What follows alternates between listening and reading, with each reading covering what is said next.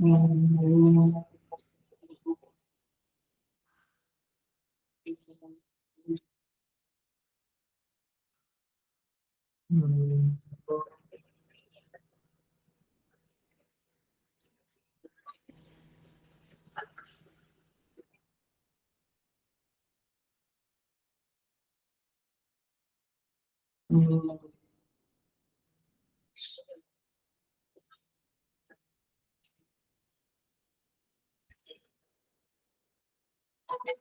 सहनावतु सहनौ भुनक्तु सह वीर्यं करवावहै तेजस्विनावधीतमस्तु मा विद्विषावहै।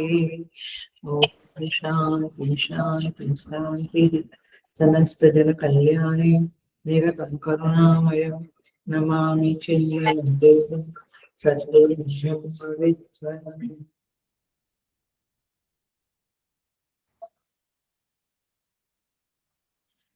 Hello, I welcome you all with great love and great respect in this Bhagavad Gita discourses.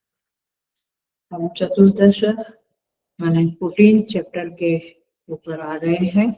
We will chant the shloka from 6 to 10. 6 से 10 श्लोक हम चैंट करें. तत्व सत्वं निर्मलत्वात् प्रकाशकमनामयम् सुखसंगेन बध्नाति ज्ञानसंगेन चानघ रजोरागात्मकं विद्धि तृष्णासंगसमुद्भवम् तन्निबध्नाति कौन्तेय कर्मसंगेन देहिनम् तमस्त्वज्ञानजं विद्धि मोहनं सर्वदेहिनां प्रमादालस्य निद्राभिः तन्निबध्नाति भारत. सत्वं सुखे संजयति रजः कर्मणि भारत ज्ञानमावृत्य तु तमः प्रमादे संजयत्युत रजस्तमश्चाभिभूय सत्वं भवति भारत. रजः सत्वं तमश्चैव तमः सत्वं रजस्तथा. So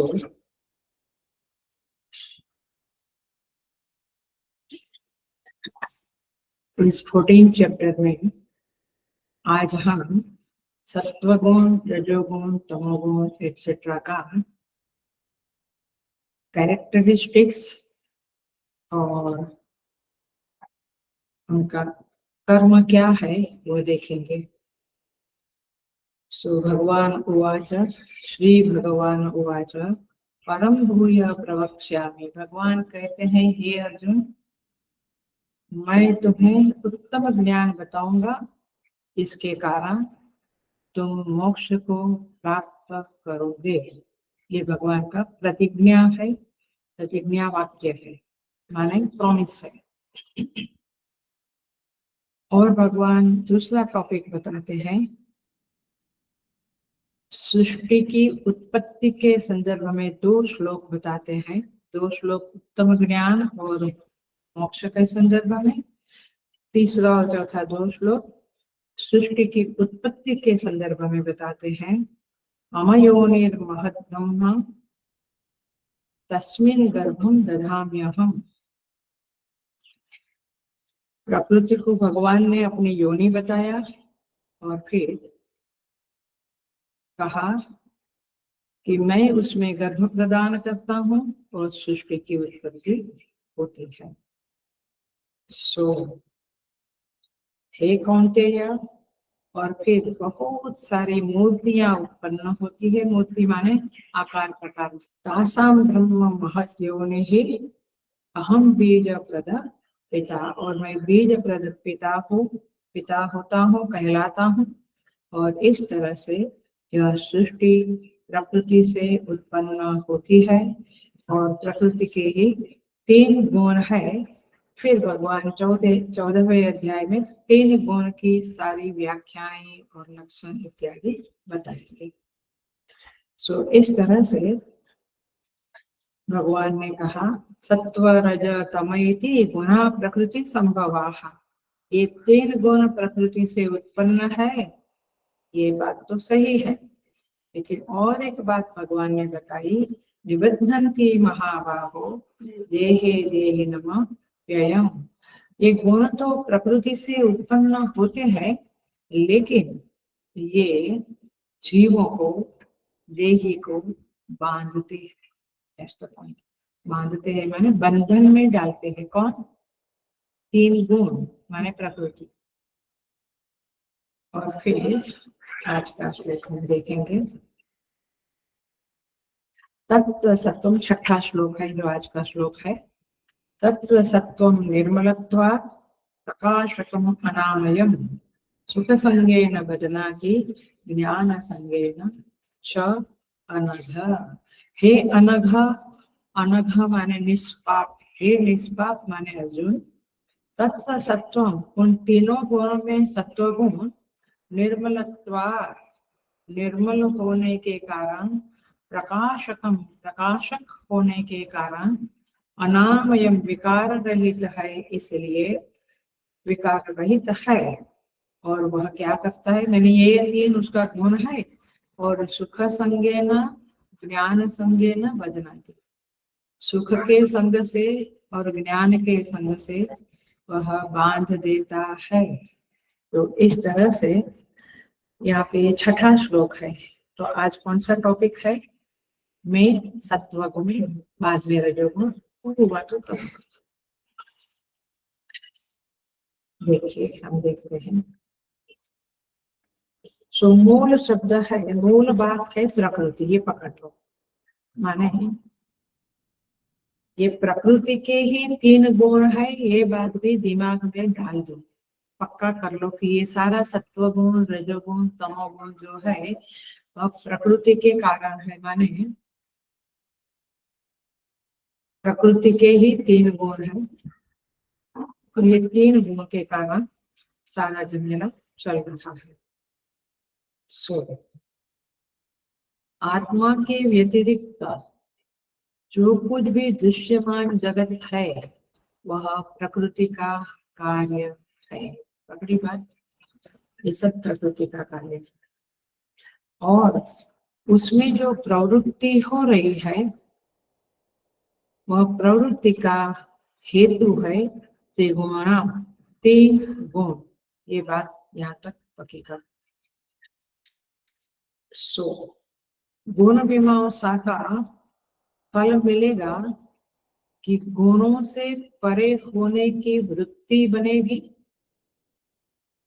गुणों से पर, गुणों के बंधन में नहीं, गुलामी में नहीं, गुणों से परे जाने की वृत्ति बनेगी, प्रमा बनेगी, और आप मोक्ष को प्राप्त करेंगे, त्रिगुणातीत बनेंगे। सो यहाँ पे मूल बात ये है कि प्रकृति, फिर उसके तीन गुण, और फिर ये सारे जो लोग है, मूर्ति माने सर्वमूर्तयः संभवन्ति, चौथे श्लोक में आया, सारे लोग बने हैं। तो ये सब कुछ जो बना है सब में त्रिगुण भरा पड़ा है। कोई भी चीज ऐसा नहीं है कि जहाँ त्रिगुण नहीं है। कौवे में तमस ज्यादा है बट सत्व एंड रज भी है। कबूतर में रजस ज्यादा है बट सत्व एंड तम भी है। मनुष्य में तो सारे गुण ऊपर नीचे होते हैं। पशु में सिंह है, व्याघ्र है, तमोगुण जबरदस्त है, रजोगुण भी है, सत्व भी है। मतलब कि सारी सारी सृष्टि, कितने आकार प्रकार है, कितनी विविधता है इस सृष्टि की। दिमाग में, माइंड में इस सृष्टि को भरो, इस सारी सृष्टि का आकलन करो, चित्त में उसे विजुलाइज करो। बहुत आकार प्रकार विविधता है, लोक लोकांतर है, पाताल स्वर्ग ब्रह्मलोक कैलाश लोक, बहुत सारे लोक लोकांतर है, बहुत सारे रूप है। ये सबका हेतु त्रिगुणात्मिका प्रकृति है, ये पक्का कहते हैं। मतलब कि आप ये भेद वाली जो दृष्टि है, ये पेड़ है, ये पशु है, ये पक्षी, भेद दृष्टि से पहले ऊपर उठो। और कैसे ऊपर उठोगे? तीनों में, सब में ये तीन गुण भरे पड़े हैं। तो कॉमन तत्व तो सब में है ही। जैसे हम हिंदुस्तानी है तो हम हिंदू है, तो कॉमन तत्व आया। ऐसे सारी सृष्टि के बारे में क्या है कॉमन तत्व? सब में त्रिगुण भरा पड़ा, ताकि आपको एक इम्पैक्ट सृष्टि दिखेगी, नहीं तो बहुत भेद दिखेगा। भगवान कहते हैं तासाम योनि महद ब्रह्म। भगवान कहते हैं सर्व योनिषु कौन्तेय मूर्तयः संभवन्ति यः। हे कौन्तेय, सब योनि माने योनि से अनेक अनेक मूर्तियां, अनंत मूर्तियां संभवंती उत्पन्न होती है, यानी प्रकृति से सब उत्पन्न होता है। तासाम ब्रह्म महद योनि अहम बीज प्रदर्पिता।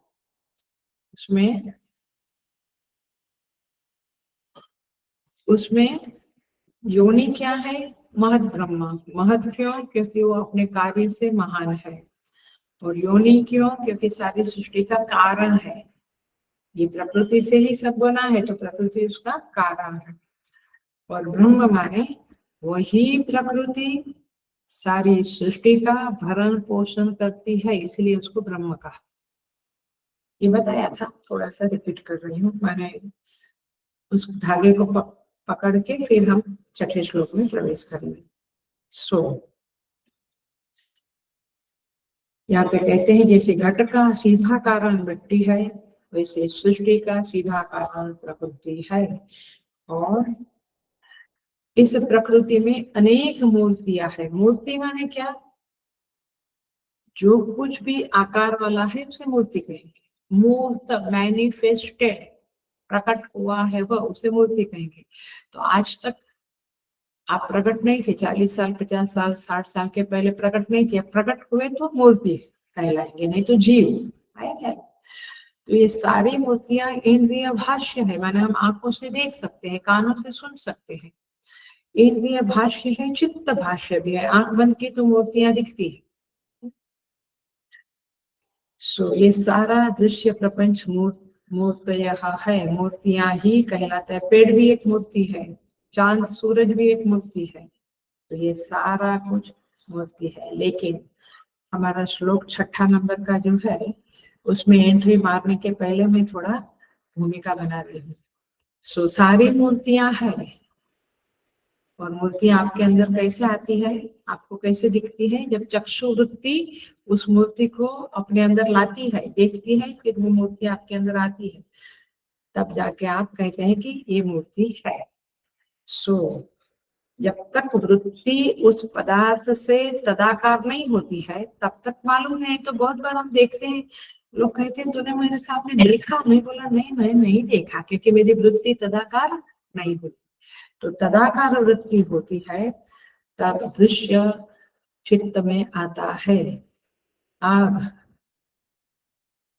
एक गहरा लिटिल डिपर पॉइंट में जा रही हूँ, अटेंशन प्लीज। हेलो। अब ये सुख है, वह भी एक आकार लेकर आपके अंदर आता है, मैंने वह भी एक मूर्ति है। क्यों? क्योंकि वो मूर्त हुआ, वो प्रकट हुआ, वो मैनिफेस्टेड हुआ, है ना। क्लास शुरू हुआ तो आपको एक प्रकार का सुख लगने लगा, अरे वेरी अच्छा। एनीवे, जहां पर भी रसगुल्ला मुंह में गया तो सुख उत्पन्न हुआ। तो ये सुख भी एक मूर्ति है, दुख भी एक मूर्ति है, और करुणा, अहिंसा, अभिमान, ये सब मूर्तियां हैं। आप समझ रहे हैं, क्योंकि ये मैनिफेस्ट होती रहती है। तो केवल पेड़, पशु, पक्षी को ही मूर्ति मत मानो, मनुष्य को ही मूर्ति मत मानो, ये सब भी मैनिफेस्ट होता है। और ये सब कुछ हमारे अंतःकरण में मैनिफेस्ट होता है, और बाकी ये सब सृष्टि भी मैनिफेस्ट होता है। बट सब कुछ मूर्तियां है, और सब कुछ मूर्ति है, मैनिफेस्ट होता है, माने त्रिगुण का ही पसारा है, त्रिगुण की ही इफेक्ट है। आप पकड़ रहे हैं इस बात को? तो अभी सत्वगुण आएगा, तो वह सत्वगुण और फिर उसकी मूर्तियां क्या क्या उत्पन्न होती है, सुख इत्यादि सब आएगा। बट पहले समझ लो कि ये भगवान का ये जो शब्द था चौथे श्लोक में, तासाम संभवन्तयः, माने मूर्तयः संभवन्तयः, वो मूर्तियां उत्पन्न होती है। तो करुणा, क्रूरता, लोभ, ईर्ष्या, सब कुछ मूर्तयः है। तो इन शॉर्ट, मूर्ति शब्दवाच्य समूचा दृश्य प्रपंच है, बाहर का भी अंदर का भी पकड़ा, यहाँ तक पकड़ लिया।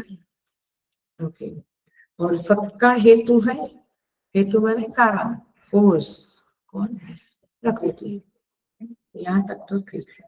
अब भगवान कहते हैं परंतु यह प्रकृति अकेली कुछ नहीं करती है। अहम बीज प्रद पिता, मैं उसमें बीज डालता हूँ तब जाकर सृष्टि उत्पन्न होती है। माने ये सृष्टि का सर्जन, पालन और संहार प्रकृति के द्वारा होता है ऐसा लगता है, परंतु हमने पिछले क्लास में बात करी थी, ब्रह्म से अवच्छिन्न होकर अथवा ब्रह्म से प्रतिबिंबित होकर ही प्रकृति गर्भवती होती है और फिर ये सृष्टि को उत्पन्न करती है। मतलब क्या हुआ, अंतःकरण में पड़ा हुआ जो प्रतिबिंब है ब्रह्म का, वो उसको जीव कहते हैं। वह और प्रकृति मिलके ये सृष्टि उत्पन्न होती है। ये शरीर प्रकृति है, जीव क्षेत्र कहो वो है बीज प्रद पिता, परमेश्वर है। माने परमेश्वर ही ये संयोग करा के फिर ये सृष्टि को उत्पन्न करते। माने परमात्मा खुद कुछ नहीं करते हैं, बट ये क्षेत्र और क्षेत्र संयोजयति, पिछले क्लास में याद है तो बोला था, संयोजयति, ये संयोजन होकर ये सृष्टि बनती है। इसलिए ये मानवीकरण नहीं करना कि प्रकृति एक स्त्री है, परमात्मा एक पुरुष है, ऐसा सब नहीं सोचना। ये क्षेत्र और क्षेत्रज्ञ का संयोजन करके, बरोबर है ना, हमारे अंदर जीव है और ये शरीर प्रकृति है, इसका संयोजन होके ही कुछ होता है। खाली जीव होता तो खाली शरीर होता। संयोजन, ये संयोजन का काम परमेश्वर करता है। इसलिए पिछली क्लास में भी कहा था कैसे ये गर्भ में शरीर बनता है, फिर जीव आता है, फिर वो बालक इस सृष्टि में अथवा सारे पशु पक्षी के बच्चे जो भी या पेड़ पौधे से भी जो होता है, ये सब कुछ संयोजन से होता है। वो पेड़ का ही, फल का ही बीज बाजू की जगह में पड़ा, पृथ्वी में आवश्यक पानी और सूर्य प्रकाश एक्सेट्रा मिला, तब जाके पृथ्वी के संयोग से वह बीज इससे प्लांट बना, मूर्तयः संभवित हुआ। ऐसे सृष्टि में सब कुछ संभवित होता है। ये बहुत इंपॉर्टेंट श्लोक है, इसलिए पुनः उसको थोड़ा सा बताया। तो आप इसी तरह से सोचना। अब इस छठे श्लोक में आता है तन्निबध्नाति, वो प्रकृति ये देही को बंधन में डालती है। ये बंधन में डालती है, ये मुख्य बात है, क्योंकि आखिर हमारे सत्संग का भी उद्देश्य है मोक्ष। तो ये बंधन, तो भगवान कहते हैं बंधन का कारणत्व भी त्रिगुण में है। बंधन भी कौन डालता है, प्रकृति डालती, माने त्रिगुण डालते हैं। सो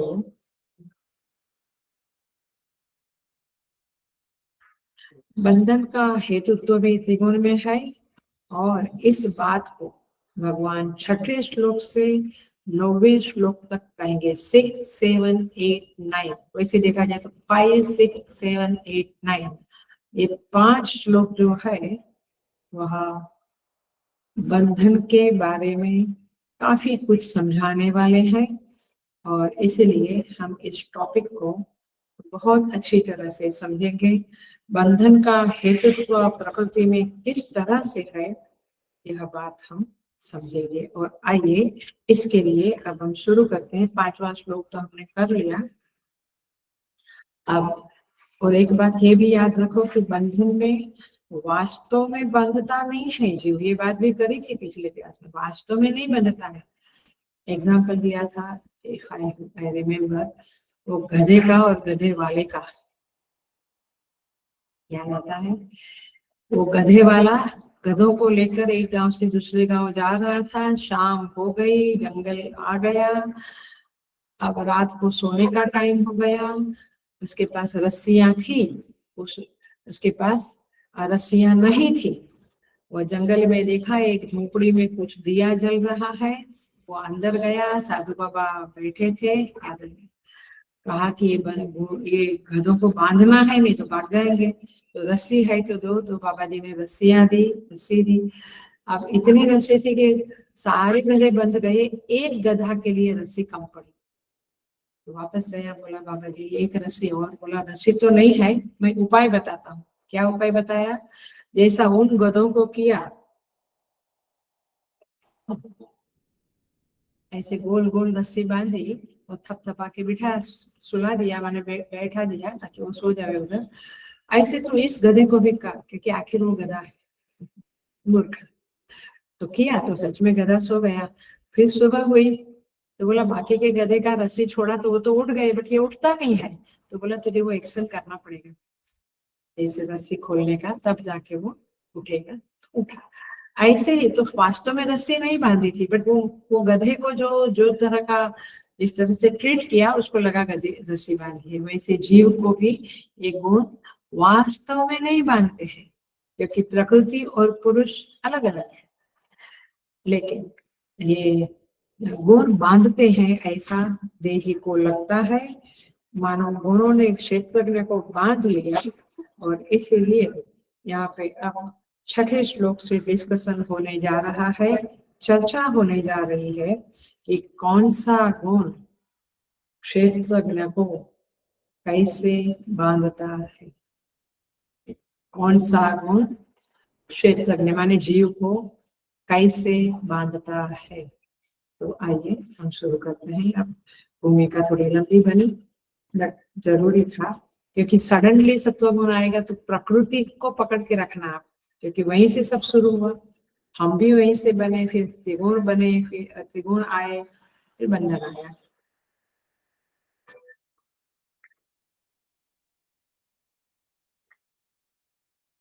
सो तत्व सत्वम, ये सत्वगुण बदनाती बांधता है। ये मुख्य वाक्य बना, सत्वगुण भी बांधता है। ओ, हमको लगा रजोगुण और तमोगुण बांधता है, नहीं नहीं, सत्वगुण भी बांधता है। सत्वगुण का कैरेक्टरिस्टिक्स लक्षण क्या है? निर्मलत्वात्, प्रकाशकम, अनामयम, तीन उसके लक्षण है। और वो बांधता है, कैसे बांधता है? माने कौन सा गुण? तो सत्वगुण। सत्वगुण कैसा है? तो प्रकाशक है, अनामय है और निर्मल है। मेरे साथ साथ चलना और पकड़ के रखना, तभी आप अपने अंदर की ये दुनिया है, अंतःकरण की दुनिया में झांक सकेंगे। आपको कुछ मटेरियल पता ही नहीं तो क्या झांक के करेंगे आप? तो तीन गुण है सत्व के, माने तीन लक्षण है, और वो बांधता है। सुख संगेन बदनाति, ज्ञान संगेन बदनाति, माने सुख के आसक्ति से बांधता है और ज्ञान की आसक्ति से बांधता है। सुख और ज्ञान से सत्वगुण बांध देता है। आइए अब इसको देखते हैं। सो दो तरह से सत्वगुण क्षेत्रज्ञ को बांधता है, और ये दो बंधन को हमें हटाना है। क्या करें? आइए, अर्जुन के मन में प्रश्न आता है कि भगवान, आपने पहले तो मुझे कहा था सेकंड चैप्टर में, त्रैगुण्य विषया वेदाः निस्त्रैगुण्यो भवार्जुन, निर्द्वंद्वो नित्य सत्वस्थो नित्य निर्द्वंद्वो नित्य सत्वस्थ निर्योग क्षेम आत्मवान, ये सेकंड चैप्टर में आया था। तो नित्य सत्वस्थ कहा था, तो मैं तो खुश था कि चलो अभी हम युद्ध बुद्ध छोड़ के, युद्ध तो रजोगुण है, हम सत्व में पाठ पूजा भजन करेंगे। तो भगवान कहते हैं सुन लो, और हम लोग भी सुन ले, साधक लोग इस बात को फॉलो, अटेंशन प्लीज, ध्यान से सुन लेना इस बात को। भगवान अथवा गीता जी अथवा सब जगह पे माता पिता गुरुजन कभी हमें उपदेश देते हैं तो उसके पीछे कुछ रीजन होता है। आप बहुत तमोगुणी रजोगुणी है तो पहले ऐसा नहीं कहेंगे कि मोक्ष के लिए साधना कर, क्या कहेंगे? सत्व में आओ। तो साधक को तमस और रजस, ये दो गुणों की चंगुल से छुड़ाने के लिए माता पिता गुरुजन क्या कहते हैं? तुम थोड़ा सात्विक बनो, सात्विक फूड खाओ, सात्विक आहार विहार करो, सात्विक वार्ता करो, सब सात्विक करो। क्यों? क्योंकि आप रजस तमस से थोड़े, रजोगुण तमोगुण से थोड़े परे हो जाओ। फिर सत्वगुण से उठकर अपने स्वरूप में स्वरूपस्थ भव, ऐसा बाद में कहते हैं, एकदम सीधा नहीं कहेंगे। सो फिर भगवान ने कहा स्वस्थो भव, माने पहले क्या कहा? नित्य सत्वस्थो भव। अब क्या कहते हैं? स्वरूपस्थो भव, स्वरूप में स्थित हो जाओ। पहले क्या कहा? सत्व में स्थित हो। पकड़ी बात आपने? तो इस तरह से यहाँ पे ध्यान रखना, ध्यान से पकड़ लेना इस बात को। यहाँ पे 14वें अध्याय में स्वरूपस्थ ज्ञानी की बातें चल रही है। स्वरूपस्थ होने के लिए क्या करना, ये आएगा अथवा ये आ रहा है। और सेकंड चैप्टर में स्थित प्रज्ञ के लक्षण में प्रज्ञा तो बनी है साधक की, लेकिन वो सुस्थिर नहीं है, इसलिए वहां पे सारे श्लोक बताए गए। पकड़ में आया? यहाँ ज्ञानी की ज्ञान होने के बाद की स्थिति है, वहां पे ज्ञान हुआ है बट स्थिर नहीं हुआ है। इसीलिए वहां पे कहते हैं, साधना बताते हैं, इंद्रियाणां निचरता यन् मनो विधीयते तदस्य हरति प्रज्ञा वायुर्नावम् इव अंबसी। माने आपकी इंद्रियां इधर उधर दौड़ रही है, जैसे सागर में नाव, पानी में नाव इधर उधर हो रही है। ऐसे जैसे ये सागर आपकी नाव को, ये वायु आपकी नाव को सागर में इधर उधर कर रहा है, वैसे आपकी इंद्रियां आपके चित्त को इधर उधर कर रही है। आप समझो इस बात को, इंद्रियों को कंट्रोल करो एक्सेट्रा। और यहाँ पे क्या कहते हैं 14वें अध्याय में उदासीनो गुणयो न विचार्यते। कहते हैं आप उदासीनवत हो जाओ। उदासीनवत माने don't get engage, don't get involve into many things. और यहाँ पे हम तो कहते हैं बच्चों को बहुत सारी एक्टिविटीज है, बाल विहार में नहीं आ सकते हैं, बहुत सारी जगह आप इंगेज करते हैं। एनीवे, सो गुणावर्तन्त इत्येव यो तिष्ठति नेयते। भगवान कहते हैं यहाँ पे ये गुणा गुणेषु वर्तन्ते, गुण अपने आप में कार्य कर रहे हैं।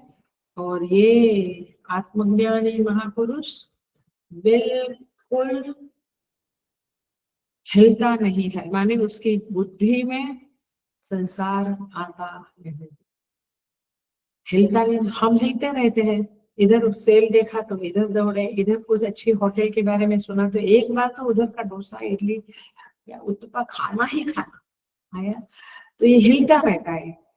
महापुरुष का गुणा वर्तन्त इत्येव यो अवतिष्ठति नेंगते न इंगते, हिलता नहीं है, उसका चित्त परमेश्वर में जुड़ गया, अब वहां से हिलता नहीं। इसी को कबीर की जो मेरी प्यारी पंक्ति है, कहत कबीर सोवत जागत पड़े उताने, कहत कबीर हम वही ठिकाने, वे ठिकाने लग गए हैं। जैसे हम कहते हैं अब सेटल हो गया मेरा बेटा, कनाडा में सेटल हो गए। तो यहाँ पे ये साधु बाबा क्या कहते हैं, हम अभी सेटल, ठिकाने लग गए हैं। हम कहते हैं ना शादी हो गई अब ठिकाने लग जाएगा, ठिकाने लगना, यहाँ परमेश्वर के साथ ठिकाने। सो तो पहली लाइन आइए हम देखते हैं फर्स्ट लाइन को।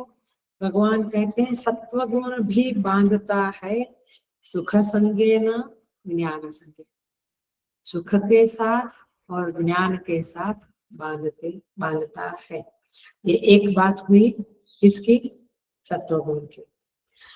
दूसरा उसका लक्षण है गुण होने के कारण नित्य परतंत्र है। ये पहले बताया था, परतंत्रत्वात् गुणाः। परतंत्र माने समझाया था, इफ यू रिमेम्बर, गुलाब का फूल भगवान को चढ़ाया, लाल गुलाब है, गुलाब की सुगंध है, तो सुगंध क्या है? उसका गुण है। लाल रंग भी गुण है, बट वे गुलाब के बिना रहेंगे? गुलाब के बगैर रह सकते हैं? नहीं। इसीलिए परतंत्र कहा जाएगा, रूप को परतंत्र कहा जाता है, गुण को परतंत्र कहा जाता है। तो ये दो कैरेक्टरिस्टिक हुई। तीसरी बात है अविद्यात्मक है, ये पिछले क्लास में समझाया है। ये गुणों का जो मूल है, माने उसमें जो मसाला है वो अविद्या, माने चाहे सत्व गुण हो, चाहे रजोगुण हो, चाहे तमोगुण हो, आप अविद्या में पड़े। गुणों से ऊपर जाएंगे तब आप अविद्या से ऊपर उठो। तो पहले तो गुणों का, इसीलिए उपवास करो, मौन रखो, भजन करो, जप करो, बुरा मत देखो, बुरा मत सोचो, बुरा मत बोलो, बुरा मत सुनो। ये सब बातें क्यों कही गई है? धर्म की बातें। नहीं, हम तो धर्म में भी सेक्युलर, पढ़ो खड्डे में, सेक्युलर है। अरे धर्म की बातें शर्मजनक है? नहीं, आपकी उद्भवति के लिए, अपलिफ्टमेंट के लिए है। तो ये अविद्यात्मक भी है। अब इतनी बातें गुणों के संदर्भ में करने के बाद अब सत्व गुण के 3 लक्षण को हम देखेंगे। पहला लक्षण है निर्मलत्वात्। यह निर्मल है। भगवान भाष्यकार, देखो भाष्य में देखो, आपको मालूम पड़ता है तो शंकर भाष्य में क्या लिखा है देखो। शंकर भाष्य में आपको आएगा, पढ़ने को आएगा सत्व गुण के बारे में। भगवान सत्व गुण के संदर्भ में पेज नंबर क्या है? 353 भाष्य में देखो, 14वां अध्याय का 6ठा नंबर का श्लोक भाष्य मिला। अब भाष्य में देखो, निर्मलत्वात् शब्द का भगवान भाष्यकार ने खोला है स्फटिक मणि एव। स्फटिक मणि वो डार्क रहता है, जो गीता का शब्द है ना, वो डार्क फॉन्ट है, और भगवान भाष्यकार खोलते हैं वो लाइटर फॉन्ट रहता है। मिला स्फटिक मणि एव। अब समझ में आता है कि भाष्य कैसे पढ़ना। मूल शब्द गीता का देखो उसमें, और उसको भगवान भाष्यकार कैसे खोला है वो देखो।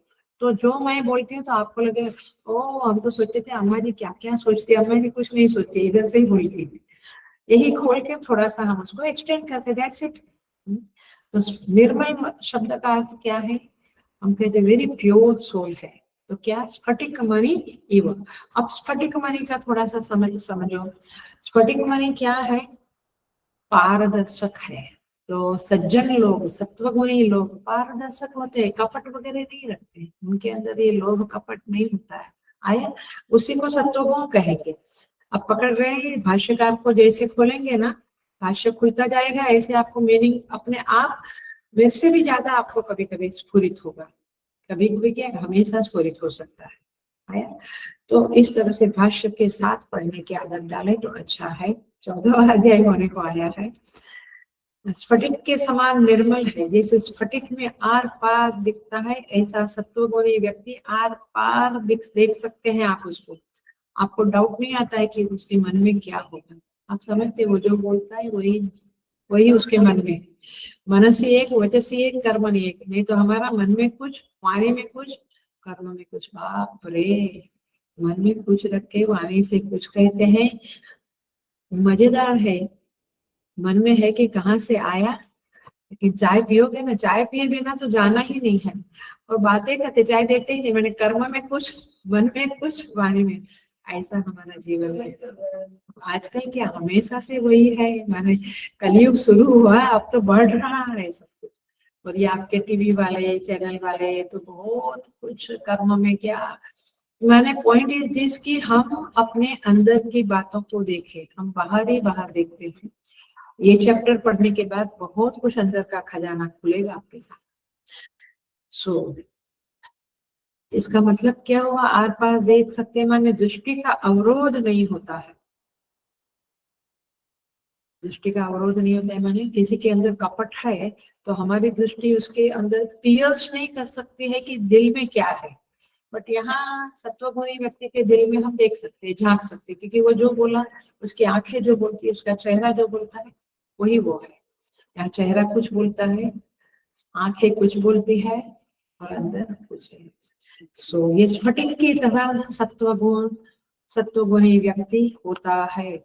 मतलब जैसे स्फटिक रंगहीन है, पकड़ा, कलरलेस है, तो ऐसे सत्वगुणी भी कलरलेस होता है। का मतलब है कि उसके अंदर ये काम क्रोध लोभ वगैरह बहुत मसाला, रंग नहीं है, बहुत सारे रंग नहीं। क्या कहते, चामाचुरिया, क्या वो, चामाचुरिया नहीं, वो बहुत कलर दिखाता है ना, एक पक्षी है वो, चामाचुरिया ही नहीं। ऐसे ये सत्वगुणी व्यक्ति के बहुत रंग नहीं होते हैं। ये बातों बातों में हम बोलते हैं ना, बहुत रंग दिखाता है।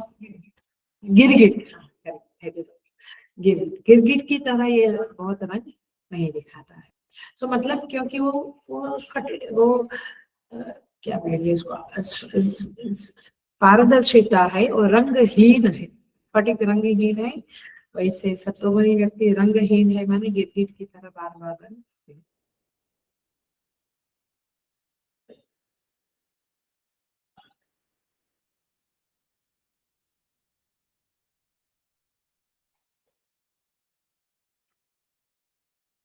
आप देखो इस तरह से जब अंतःकरण सत्वगुण से समृद्ध होता है तो पारदर्शिता आती है। दूसरा शब्द दिया है भगवान ने, अनामयम। भाष्यकार ने अर्थ किया है, देखो अगेन क्या किया है, निरुपद्रवम है। जब गुरु आपको कहते हैं कि तुम निरुपद्रवी हो तो बहुत बड़ा सम्मान है, और वो जिसको मिलता है उसकी प्रसन्नता की आप माप नहीं लगा सकते हैं। सो अनामयम माने निरुपद्रव। उपद्रव माने विक्षेप। हम कहते हैं बड़ा उपद्रवी आया, वैसे ही शुरू हो गया। अथवा बच्चा भी बहुत बार कहते हैं बड़ा उपद्रवी। उपद्रवी माने हार्मफुल, विक्षेप वाला। लेकिन जो सत्वगुणी व्यक्ति है, जब सत्वगुण आप बढ़ाते हो अपने अंदर तो व्यक्ति निरुपद्रवी हो जाता है। इन एक बात हमेशा समझ लो, आप समझे हुए हैं हम लोग, निरुपद्रवी व्यक्ति सब जगह अकोमोडेट हो जाता है, उसको सब लोग समावेश कर देते। उपद्रवी का कोई समावेश नहीं, और सबको वो प्रिय हो जाता है। एवरीबडी लव्स हिम, क्योंकि वो अनुकूल होता है। निरुपद्रवी व्यक्ति किधर भी जावे सबको अनुकूल होकर रहता है। और उपद्रवी माने ऐसा नहीं करना, सोचना कि एक कपड़े निकाले, कबाट में से कपड़े निकाल के फेंका, बर्तन को इधर उधर रखा, उसी को केवल उपद्रव नहीं कहते हैं। आपकी आंख, आपके चेहरे के भाव, आपकी वाणी, आपका बैठना उठना, सब कुछ किसी को उपद्रव कर सकता है। तो कई बार हम किसी की सन्निधि में 1 घंटा रहने के बाद अंदर से सोचते कब इससे छुटकारा मिले। बोलना, चलना, विचार, भावना, ये सब कुछ उपद्रव कर सकती है। सत्वगुणी व्यक्ति का अनामयम, सत्वगुण का स्वभाव है अनामयम, उपद्रव न होना। अभी इतना ये 5-6 श्लोक और आगे के सारे श्लोकों में 26 मैंने 22 या ऐसे श्लोकों तक आपको बिल्कुल ये सारे गुणों का सारे लक्षण मिलेगा। उससे हम अपने को बहुत जांच सकते हैं। कई बार कहती है अम्मा लोग कि मेरी सास बड़ी ऐसी है, शायद तुम उपद्रवी होगी इसलिए तुम उसको प्रिय नहीं हो पा रही, आप उनके अनुकूल नहीं हो, आपका ईगो इतना है, रजोगुण इतना है, तो you cannot be liked by you, people will not like you, you are not liked by people। फिर हम सोचते हैं कि पता नहीं वो लोग, इट इज देयर प्रॉब्लम। ये बड़ा मुझे बड़ा विचित्र लगता है ये वाक्य। सो निरुपद्रव का अर्थ होता है विक्षेप राहित्य। तो सत्व गुण के 2 लक्षण हुए, एक तो निरुपद्रव माने उसमें विक्षेप नहीं है, और एक निर्मल माने मल नहीं, मल और विक्षेप से रहित सत्वगुण होता है। देखिए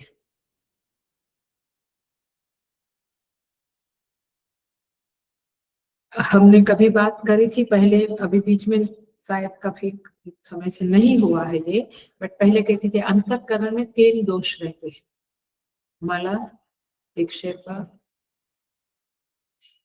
3 गुण रहते हैं, और आवरण, याद आया, मल, विक्षेप, आवरण, 3 गुण हमारे, 3 दुर्गुण हमारे अंदर, दोष हमारे अंदर रहते हैं। तो देखिए अब थोड़ा सा और एनालिसिस करेंगे। जब तमोगुण का प्रभाव बढ़ जाता है तो अंतःकरण में पारदर्शिता नहीं रहती है, माने सत्वगुण डाउन हो जाता है। आगे सब कुछ आएगा, कैसे कौन सा गुण डोमिनेट करता है, कैसे कोई गुण हार जाता है, सब उनकी लीला कैसे चलती है, ये बातें आएगी। वेरी इंटरेस्टिंग चैप्टर है वो साधना। सो तमोगुण वह है जो आदमी को भुला देता है कि क्या करना है, क्या नहीं करना, क्या सही क्या गलत। ये तमोगुण आया, हम कहते हैं ना I can not discuss now, माने कई बार मुझे भी लोग कहते हैं कि हम ये बात करने मूड नहीं होता, इसका मतलब है कि तमोगुण चढ़ा हुआ है या रजोगुण चढ़ा हुआ है। इसे गीता चैंटिंग कंपटीशन में मैं ज्यादा प्रश्नों के उत्तर भी नहीं देती हूँ, क्योंकि वो इतना भार होता है। तो रजोगुण तमोगुण, उसमें तमोगुण क्या करता है, आपको याद ही नहीं दिलाता है, मोह में डाल देता है, पारदर्शिता नहीं रहती है और निद्रावस्था आती है तमोगुण में। और तमोगुण में निद्रावस्था है माने विक्षेप नहीं है, तो विक्षेप इज अ डिफरेंट थिंग, तमोगुण मल इज अ डिफरेंट थिंग। सो मल माने आप ऐसा समझ लो, काम क्रोध लोभ ये जो हमारे अंदर आते रहते हैं ना, उसको कहेंगे मला। ध्यान से सुनना। और विक्षेप माने चित्त का चांचल्य। आप देखते हैं बच्चों में बहुत ज्यादा काम क्रोध लोभ वाली बात नहीं होती है इतना ज्यादा, लेकिन विक्षेप बहुत होता है। विक्षेप माने मन इधर भटकता है।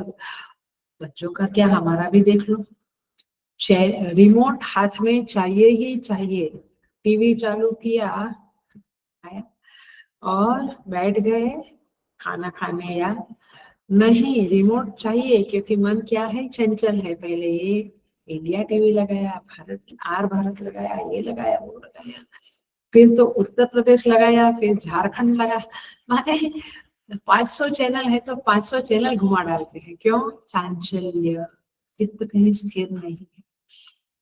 एनीवे वो सब्जेक्ट इतना गहरा है कि हम वहां नहीं जाएंगे। तो मला समझ में आया, काम क्रोध लोभ। विक्षेप माने चांचल्य। कौन सा इस छठे अध्याय में, चंचलम भीमन कृष्ण प्रमाथि बलवदृढ़म् तस्याहं निग्रहं मन्ये वायोरिव सुदुष्करम्। बड़ा चंचल है।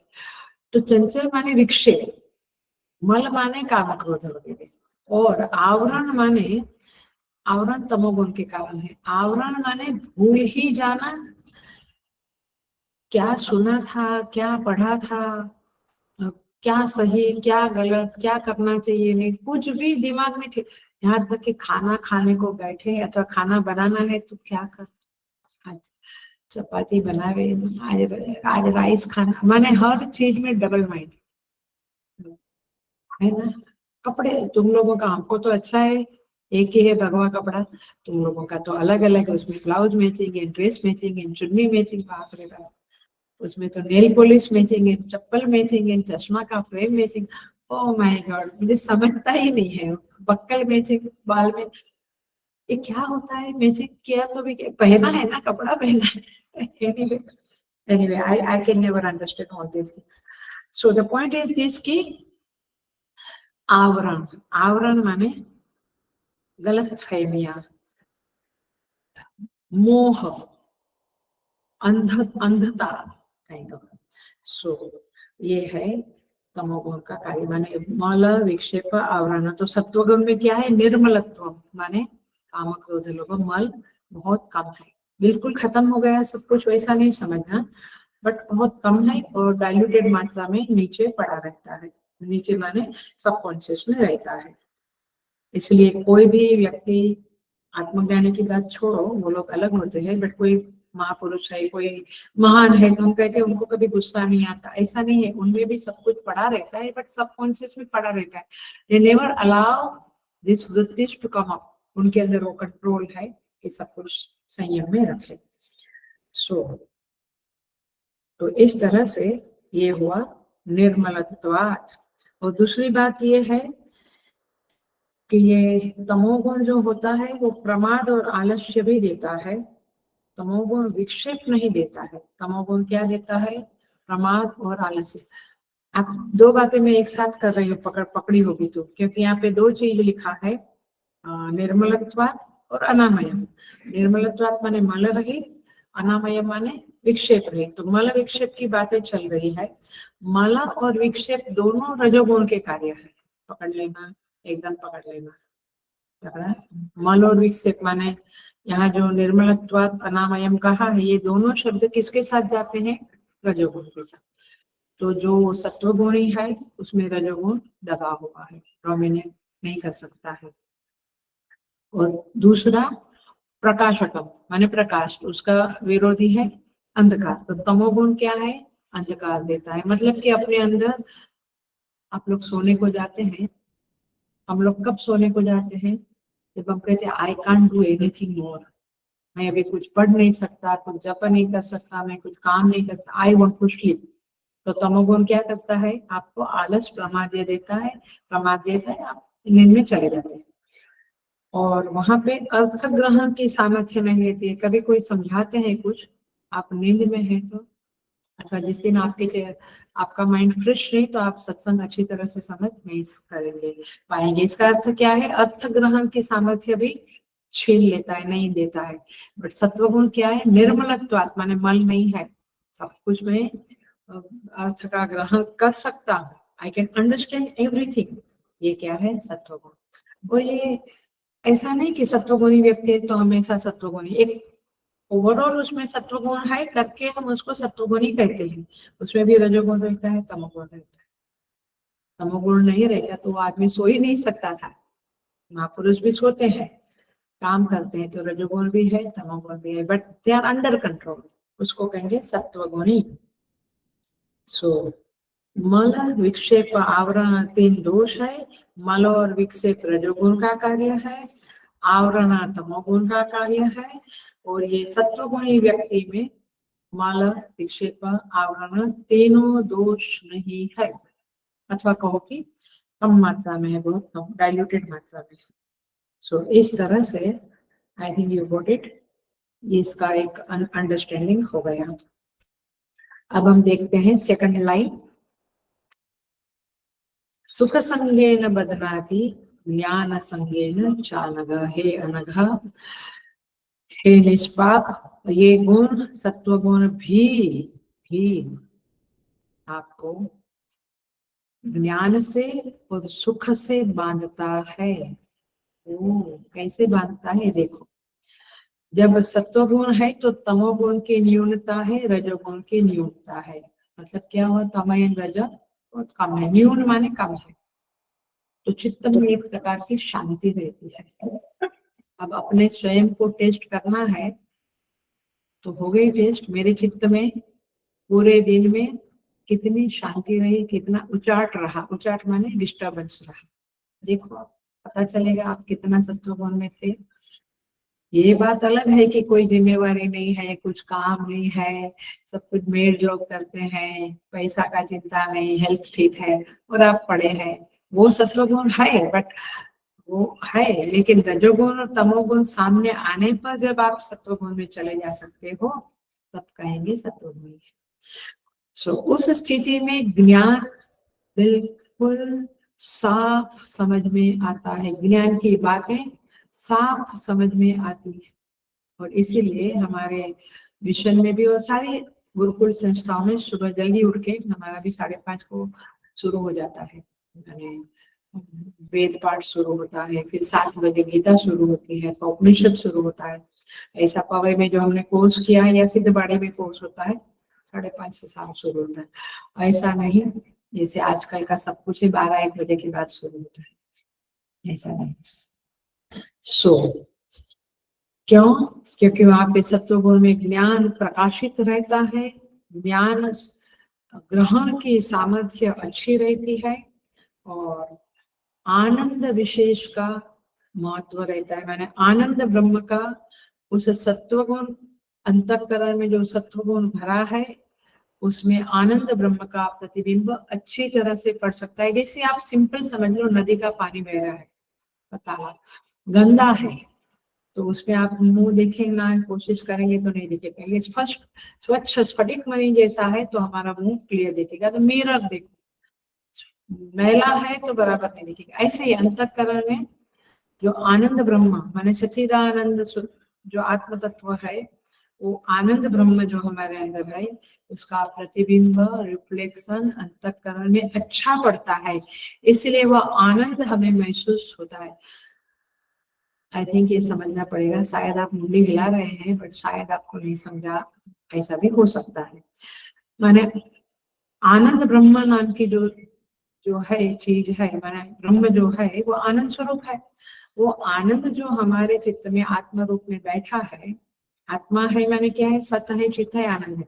वो आनंद का ये अंतःकरण में जो रिफ्लेक्शन आता है, क्योंकि अंतःकरण ऐसी एक एंटिटी है जो रिफ्लेक्शन कर सकती है। जैसे मिरर एक एंटिटी है, दीवार रिफ्लेक्शन नहीं कर पाएगी है, लेकिन मिरर करेगा। ऐसे ऐसे हाथ पैर नहीं करेगा, लेकिन अंतःकरण करेगा। हड्डियों में रिफ्लेक्शन नहीं, अंतःकरण में रिफ्लेक्शन किसका हुआ, आनंद ब्रह्म का।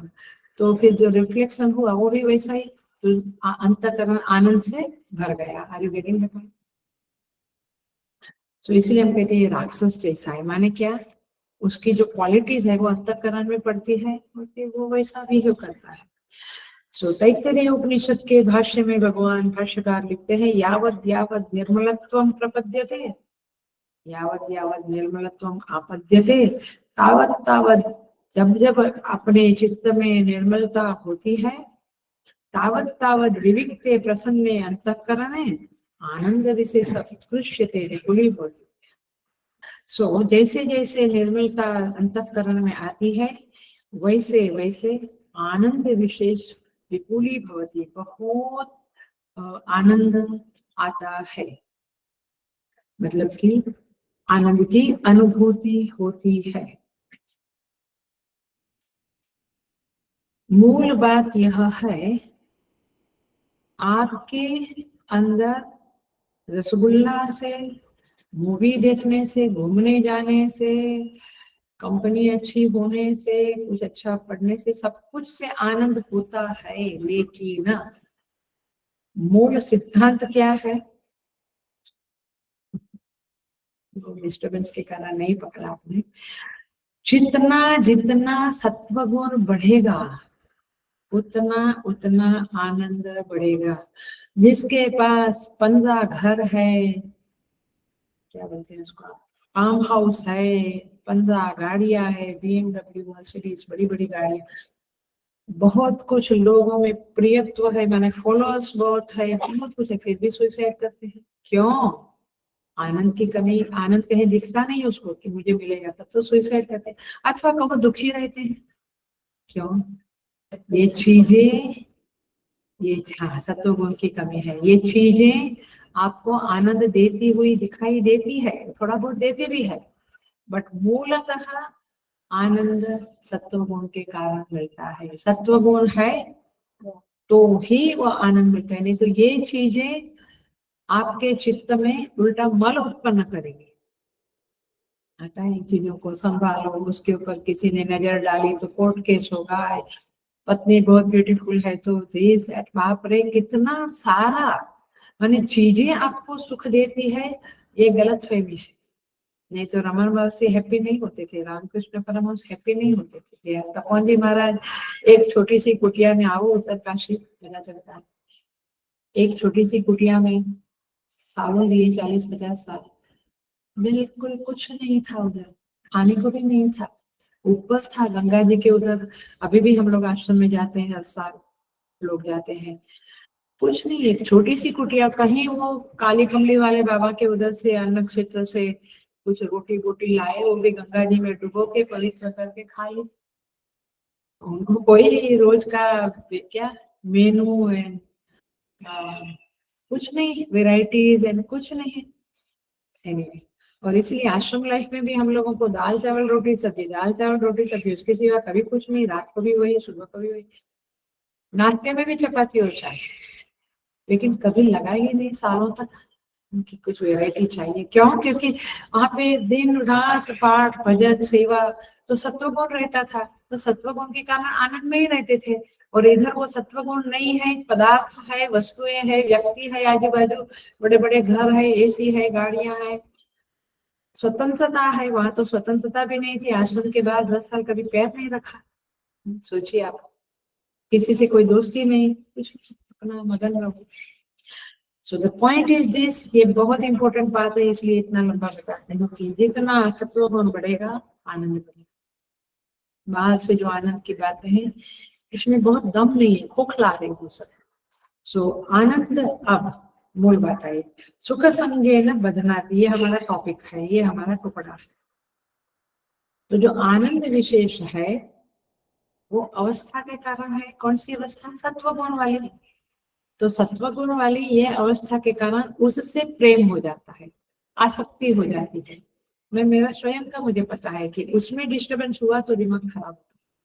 मतलब कि वो अवस्था में आसक्ति होने के कारण फिर हम जब हमारी अवस्था में लोग डिस्टर्ब करते हैं या घर जाना पड़ता है आश्रम से कभी कुछ काम से, या तो हम कहते हैं मजा नहीं आता, हमको घर से जल्दी निकलना है, कुछ शादी है, कुछ कोई बीमार है, या घर में जो भी कुछ है तो हमें कभी जाना पड़ता था। तो मुझे स्वयं को पता है कि हमको डिस्टर्बेंस होता है, हम सोचते हैं जल्दी आश्रम में चले जाए। क्यों? क्योंकि उस अवस्था सत्व गुण वाली, यहाँ तो रजोगुण तमोगुण है, बहुत सारे लोग आते हैं, कुटुंब के लोग, इधर उधर की बातें, तो हम कहते हैं I don't like, I can't bear this kind of atmosphere. क्यों?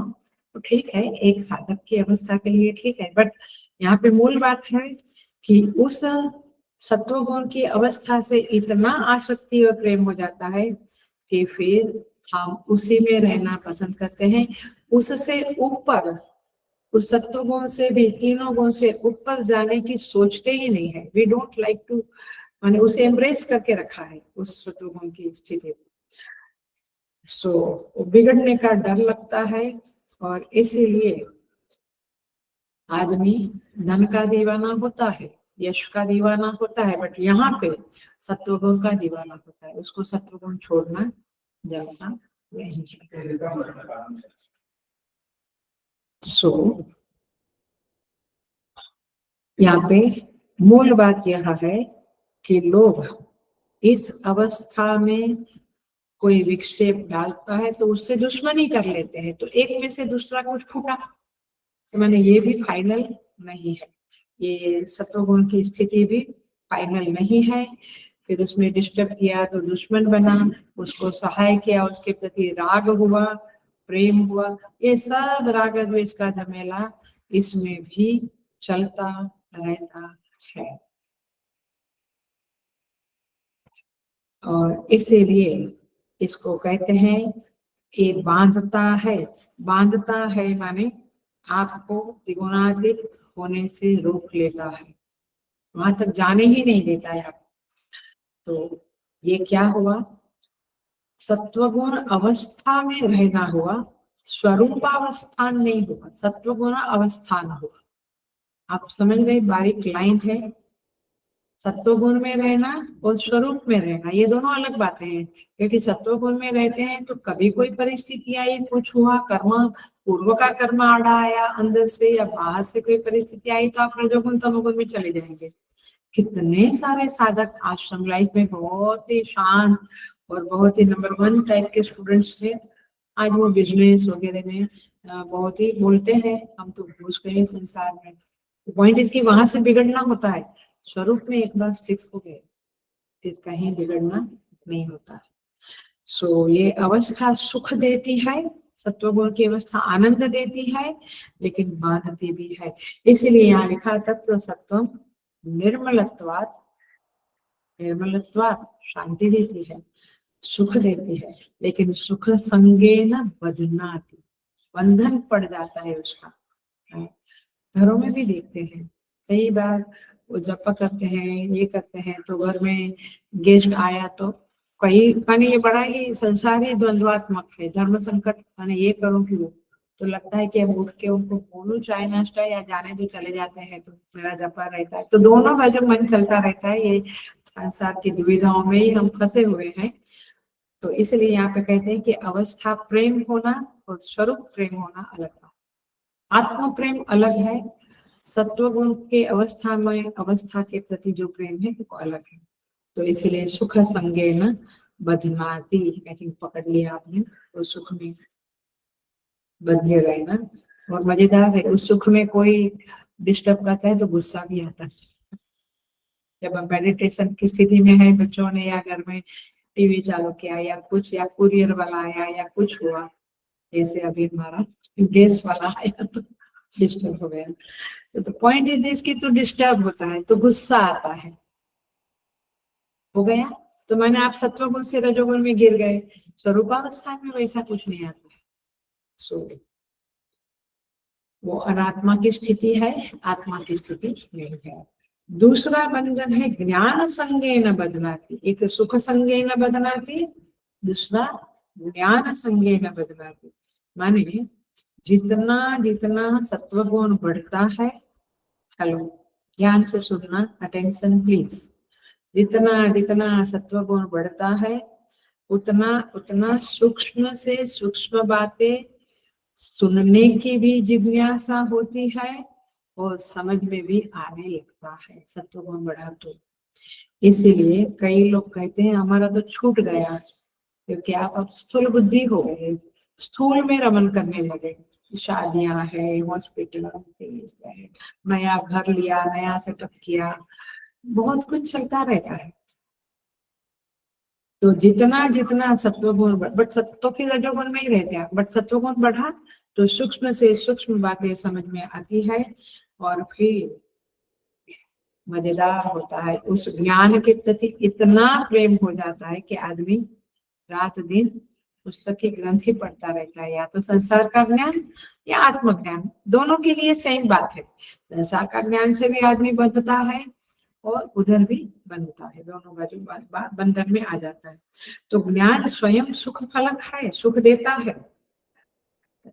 और दूसरी बात है कि ज्ञान से शक्ति भी निकलती है। ज्ञान के भी दो प्रकार है, एक तो सुख देता है और शक्ति भी देता है। ज्ञानी व्यक्ति ही सीईओ बन सकता है, या तमोगुणी व्यक्ति ही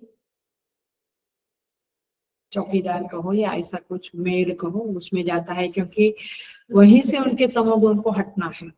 तो सत्वगुणी व्यक्ति ही शक्तिमान कहलाता है, ही इज द बॉस, और वो उनके अंडर में है। तो ज्ञान क्या देता है आपको? सुख भी देता है, बिकॉज वो एक सुख है, एक पोस्ट पे बैठना। और ज्ञान होने से हम फंसते नहीं है, हम मूर्ख नहीं बनते हैं, तो वो एक सुखद चीज है। हमको रास्ता दिखता है, हमें आगे बढ़ने को मार्ग मिलता है वगैरह।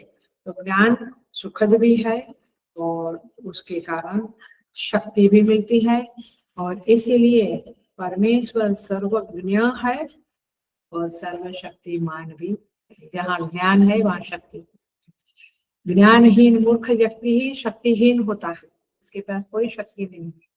सो इसलिए जितना अधिक ज्ञान उतनी अधिक शक्ति। बट ज्ञान कब? जितना अधिक सत्वगुण उतना अधिक ज्ञान। लेकिन अगेन वो ज्ञान में आदमी बंध जाता है, उसको मूर्ख नहीं बनना है। इसलिए अज्ञानी व्यक्ति से उसका पाला जब जब पड़ता है, उसके अंदर इरिटेशन, दुश्मनी, अप्रियता। देखा ये संसार का झमेला, आप कहीं बच नहीं सकते। एक भगवान के शरण के सिवा मुझे लगता है और कहीं कुछ नहीं दुकान हुआ है। सो ज्ञान का महत्व सबको समझ में न आवे, लेकिन जिसको ज्ञान है उसको समझ में आता है और फिर वो ज्ञान से प्रेम करने लगता है। उसको फिर ज्ञान ही ज्ञान चाहिए, परमार्थ ज्ञान हो या संसार का ज्ञान हो। लेकिन ज्ञान का भंडार बढ़ने बढ़ते बढ़ते फिर भी वो अनात्मा ही है। मुंडकोपनिषद में कहा है, चारों वेद, छठ शास्त्र, सब कुछ अनात्मा की कैटेगरी में ही, अपरा विद्या ही उसको कहा जाता है।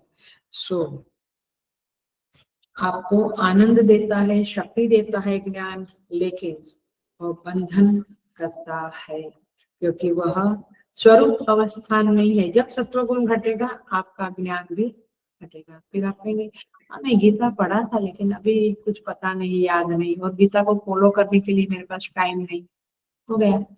सो तो वो तो बंधन ही है, तो स्वरूप अवस्थान नहीं है। तो स्वरूप अवस्थान की स्थिति में जाने के लिए ये सत्वगुण आपको मीडिया तो है, लेकिन वहां इतनी आसक्ति हो जाती है तो हम वहां पर जाते नहीं है। लेकिन साधक का मुख्य काम क्या है? स्वरूप का ज्ञान और उसमें अवस्थानम। सत्वगुण से मिलने वाले सुख और ज्ञान के प्रेम के कारण साधक भटक जाता है, वो वहीं रहता है। आपने देखा बड़े बड़े आश्रम बनाते हैं, फिर महामंडलेश्वर की तरह आराम से लग्जरी, तो माने जो पहले तपस्या थी, मौन, उपवास, ठंड गर्म सहन करना, सब कुछ गया, फिर लग्जरी और वो रजोगुण भी आ जाता है, एक्सेट्रा एक्सेट्रा। तो माने ये साधक का मुख्य काम जो स्वरूपावस्थान है, उसके बदले वो सुख और ज्ञान के में आसक्त होता है, और फिर अवस्था से मिलने वाला जो सुख और ज्ञान है, सत्वगुण की अवस्था से मिलने वाला, उसमें उलझ कर रह जाता है, सुस्थिर नहीं हो सकता है स्वरूप में। और इसीलिए क्योंकि गुण के वर्तन चलते रहते हैं, सत्वगुण से रजो, रजो से तमो, तो वह स्वरूप में प्रवेश करने से वंचित हो जाता है।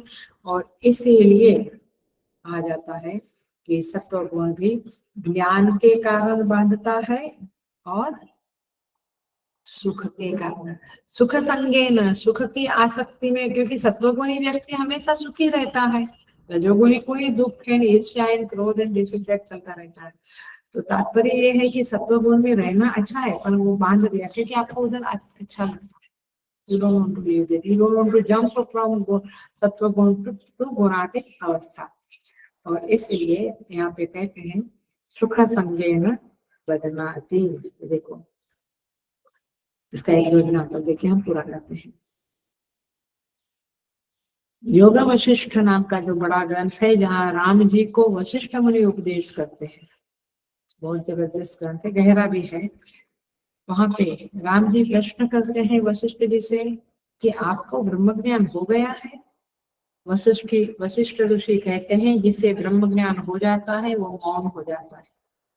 अभी केनोपनिषद चल रही है, वहां पे आया था ना हम मन्ये सुवेदेति।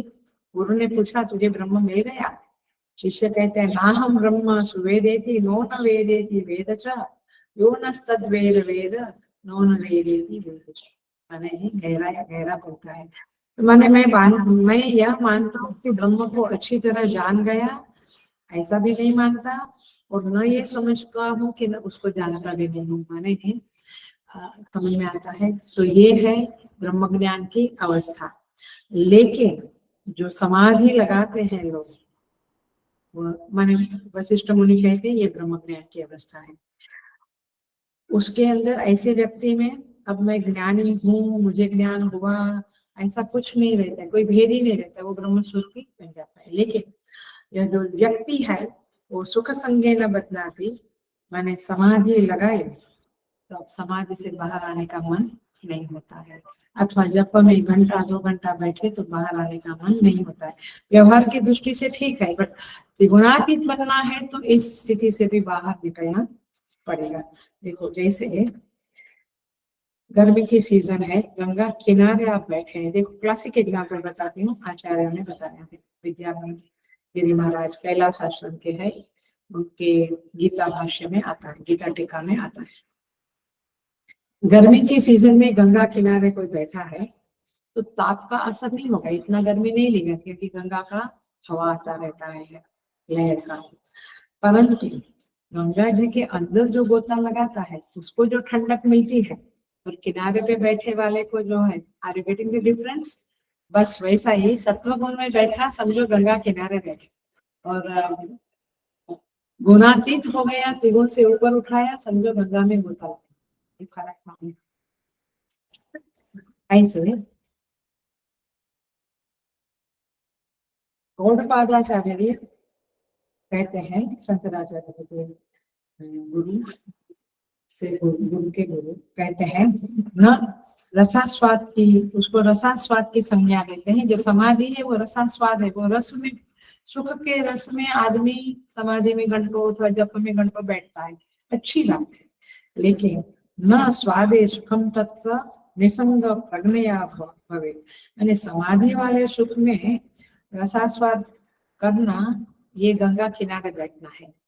और निसंग प्रज्ञया भवे, प्रज्ञा को उस उस अवस्था से निसंग कर देना, माने उसके साथ संग ना करना, आसक्ति ना करना, ऐसा होगा तब आत्मज्ञान स्वरूप अवस्था होगा।